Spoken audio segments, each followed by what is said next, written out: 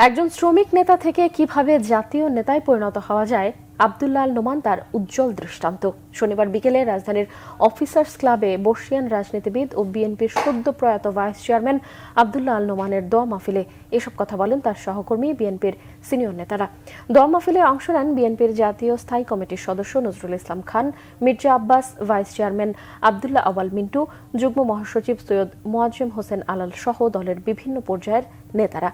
দোয়ার আগে সংক্ষিপ্ত স্মৃতিচারণ করেন তার দীর্ঘদিনের রাজনৈতিক সহযোদ্ধারা। এ সময় তারা বলেন, আব্দুল্লাহ আল নোমান সারা জীবন জনগণের কল্যাণে রাজনীতি করে গেছেন। এ সময় তার ছেলে সাইদ আব্দুল্লাহ আল নোমান উপস্থিত নেতাকর্মী ও দেশবাসীর কাছে তার প্রয়াত বাবার জন্য দোয়া চেয়েছেন।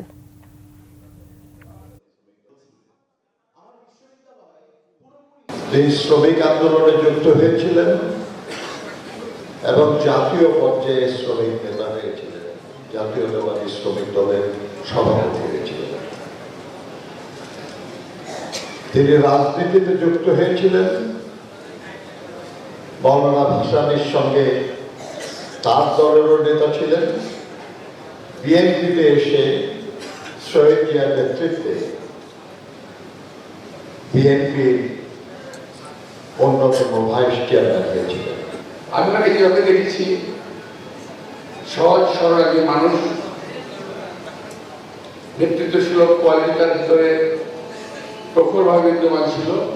একটা মানুষের ব্যক্তি জীবনে দলের মধ্যে তার কি অবদান ছিল, কি আছে, এটা যদি কেউ না জানে, আমাদের ভবিষ্যৎ প্রজন্ম নিজেরাও প্রতি সঠিকভাবে দায়িত্ব পালন করতে পারবে না।